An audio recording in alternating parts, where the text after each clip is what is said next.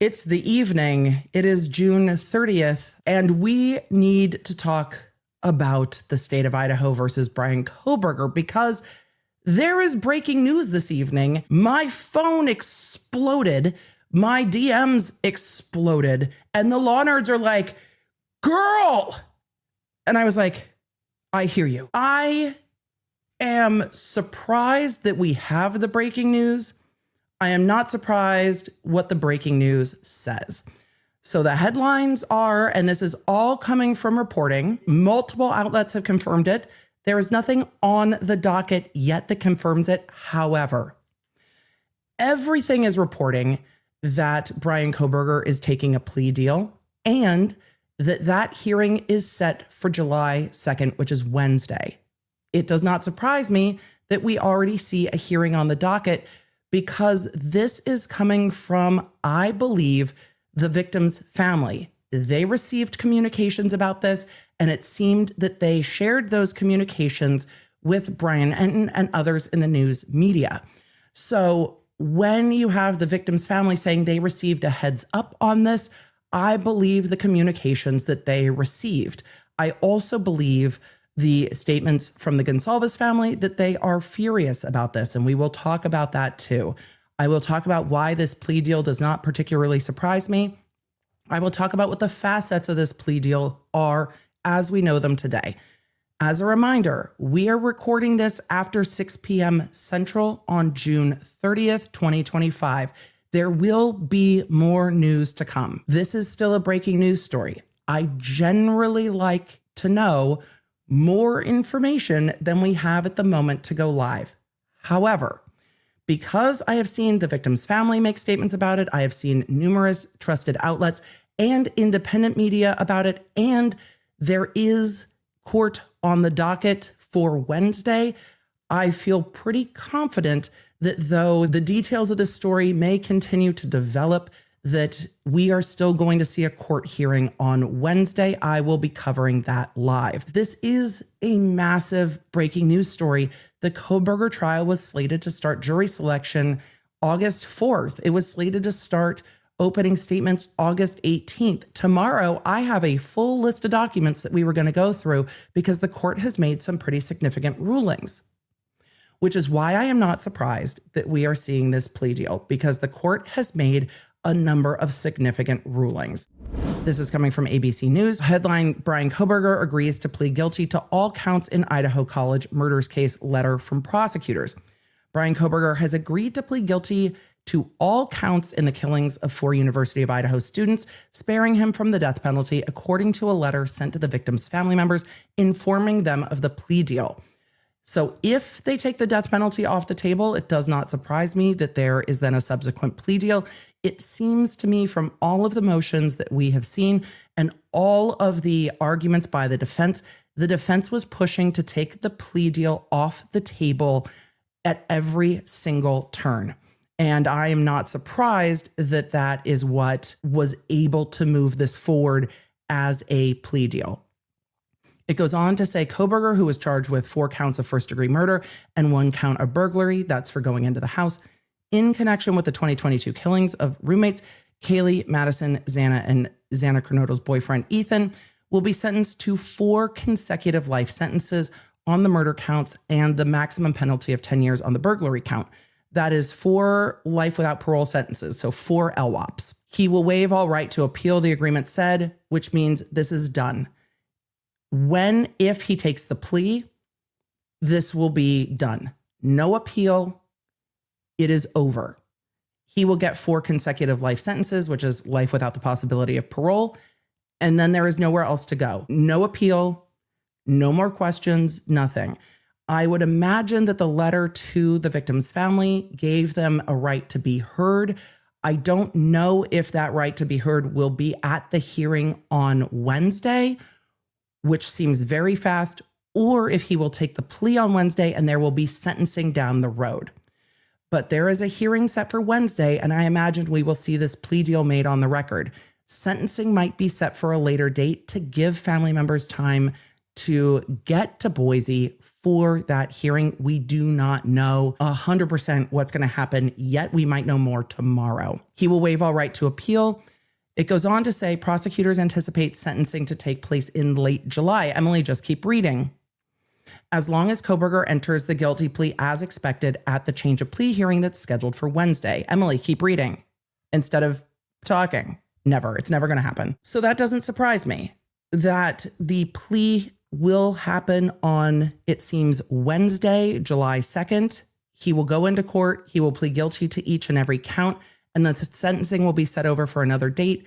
I imagine prosecutors will be talking to the surviving roommates and the victims' families about when they are available for sentencing and set that date and give family members and the surviving roommates time to either submit letters or come to court for the sentencing. So I anticipate Wednesday will probably be a fairly short hearing for a change of plea, but it will be a change of plea to 4 first-degree murders and the burglary with consecutive life sentences. It goes on to say that the plea comes just weeks before the trial is set to begin. We talked about that at the top. Jury selection was slated to start August 4th. Opening statements, ABC, their opening statements. They're not an argument. Their opening statements were set for August 18th. Prosecutors said in the letter to families that the state was approached last week by Kohberger's defense team asking to be presented with an offer. Prosecutors said they then met with available family members last week, weighed the right path forward, and made a formal offer to Kohberger. This resolution is our sincere attempt to seek justice for your family, prosecutors wrote in the letter, which means the media outlets have the letter. I do not, but it sounds like the media does. This agreement ensures that the defendant will be convicted, will spend the rest of his life in prison, and will not be able to put you and the other families through the uncertainty of decades of post-conviction appeal. Decades on decades on decades. Death penalty appeals do not end. They do not end. Death penalty appeals go on for 20, 30 plus years at a minimum. So that also does not surprise me. They go on to say your viewpoints weighed heavily in our decision-making process, and we hope that you may come to appreciate why we believe this resolution is in the best interest of justice. What does that tell me? That prosecutors talk to the family members, because it does say that prosecutors met with available family members last week. It sounds to me from the way that this is worded in the letter to families that they disagreed and that they did not necessarily want this to be the plea deal, and that prosecutors went forward with it anyway. Can prosecutors do that? Yes, they can. Do prosecutors do that? Yes, they do. Does that make victim families happy? No, it doesn't. But it does sound like they met with the family members and took into consideration what the family members had to say. And in their letter, this is being quoted verbatim. So anticipating that ABC has this letter and is quoting it verbatim, this agreement ensures that the defendant will be convicted, will spend the rest of his life in prison, will not be able to put you and other families through the uncertainty of decades of post-conviction appeals. Your viewpoints weighed heavily in our decision-making process, and we hope that you may come to appreciate why we believe this resolution is in the best interest of justice. It indicates to me that the families were in disagreement and they spoke to them. It says that the state will also seek restitution for the victims and their families according to the agreement. And then it goes on to detail the crime. It talks not much more about anything other than the case. Bryan Kohberger's attorneys, according to ABC and other outlets, reached out to the prosecution asking if they would offer some type of a plea deal. It seems that the prosecution agreed to take the death penalty off the table as punishment if Bryan Kohberger would plead to all charges as charged for 4 consecutive life sentences plus 10 years on the burglary, no appeals, waive all appellate rights, and restitution as ordered by the court. And that would be the plea deal. From what I have seen on social media and statements given to Brian Enton, the Gonsalves family is not happy with this result. I don't know if others are. More news will continue to come out about that, I am sure. What we have seen from both Brian Enton and ABC is that this information is coming from a letter sent to the victim families, advising them that this plea deal is happening advising them that there will be a hearing on Wednesday for a change of plea. And the outlets have stated that a sentencing date will be set later in July. So the sentencing will be later in July. The change of plea will be on Wednesday, July 3rd. The trial will not happen. The sentencing will probably be a full day of a hearing, which will allow for impact statements, which will be an incredibly emotional day. And we'll talk a little bit about the things prosecutors weigh in making these decisions.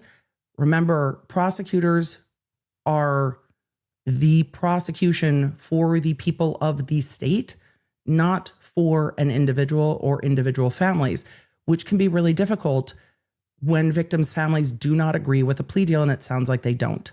Does that stop the plea deal from going forward? No, it doesn't. Can the court reject a plea deal, which I've seen a lot of you asking?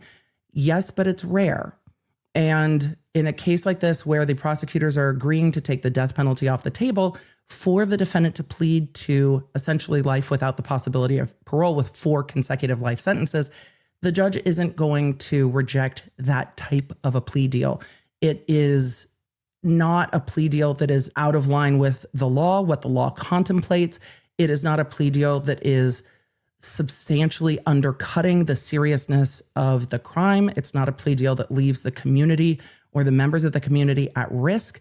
It is a plea deal that, well, ends this case without a trial, takes into consideration the witnesses that would need to testify. And there was a hearing about that today in Pennsylvania about witnesses that were going to be forced to testify in Idaho from Pennsylvania. Because remember, we're talking about state court, and state jurisdictions have, well, within the 4 corners of the state, unless there's more, but within the state.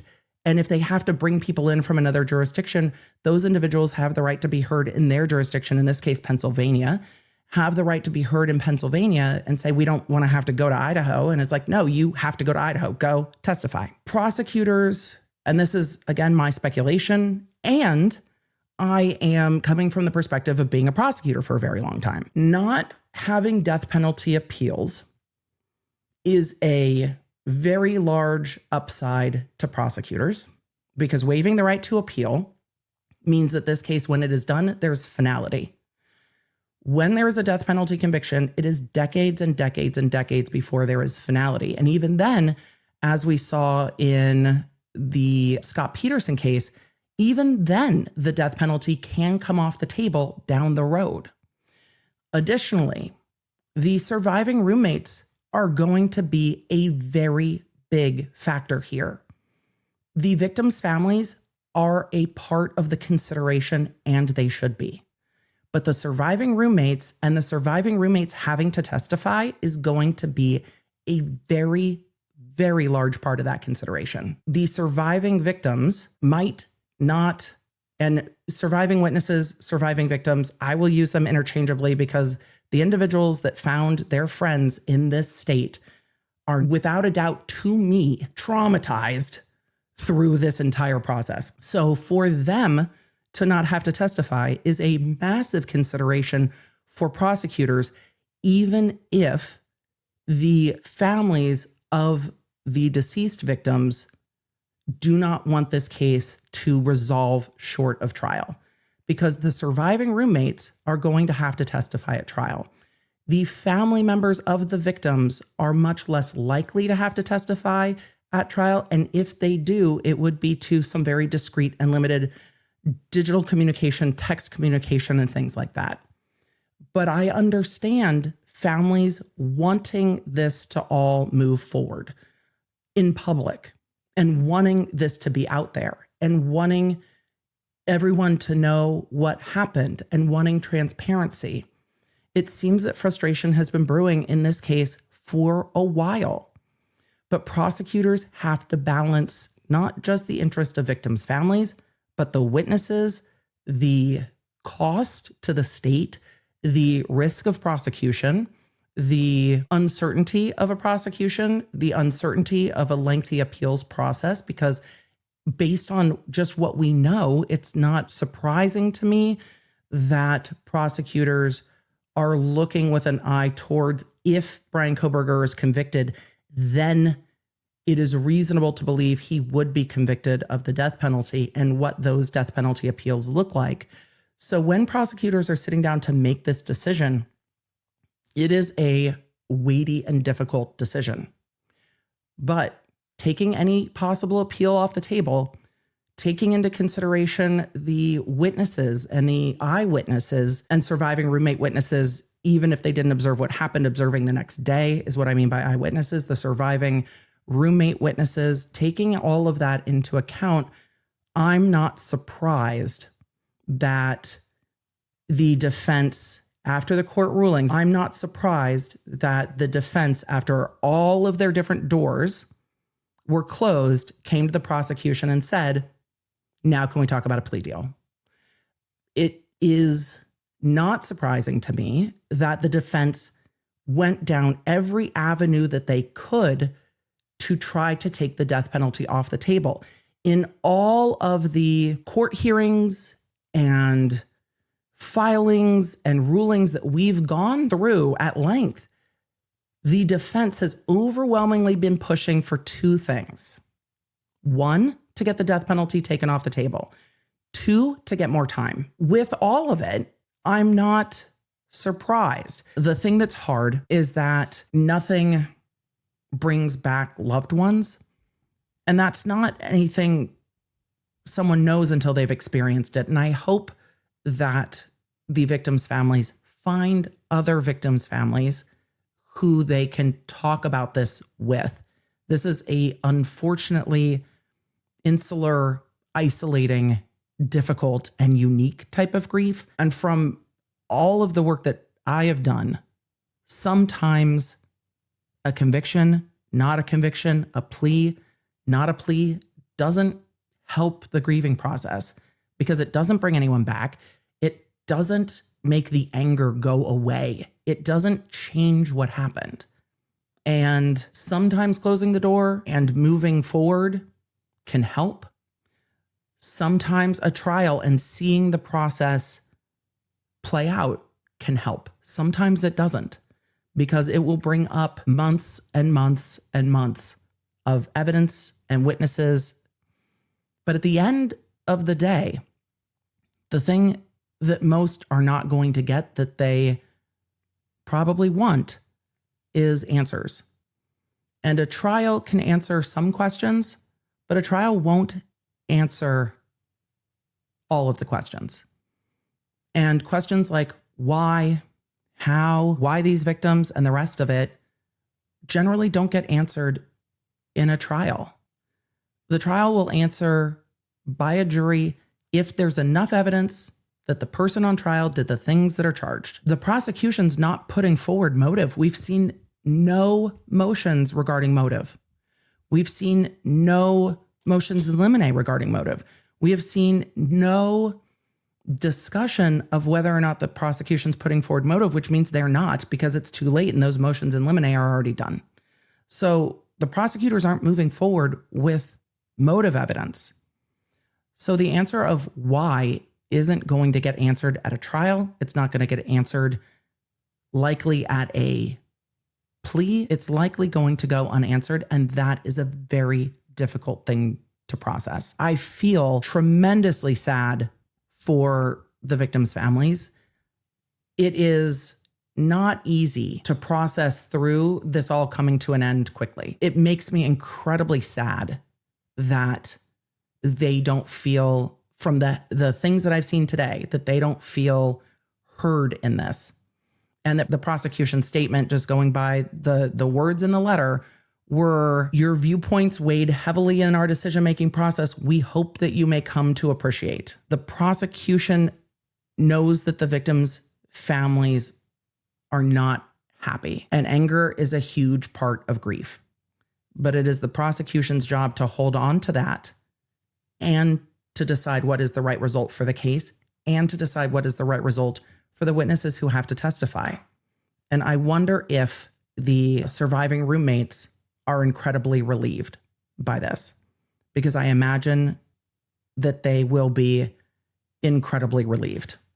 And that is also something that has to be weighed for the roommates that have to continue on with the rest of their, young adult life and have to move forward with that. But the questions that are going to be unanswered, what about the evidence? It's not going to go through court. We're going to see limited more, if anything. Will the court lift any gag order from the lawyers? I don't know. We don't know at this point. I don't know. Thanks for joining me. If you enjoyed this episode and don't want to miss updates on your favorite cases, you're going to need the Law Nerd app at lawnerdapp.com. That way you can stay in the loop on the cases that matter most to you, and you never know when you're going to catch feelings for a new case. So make sure you get it for free on iOS and Android. Thank you for being here, and thank you for being a Law Nerd.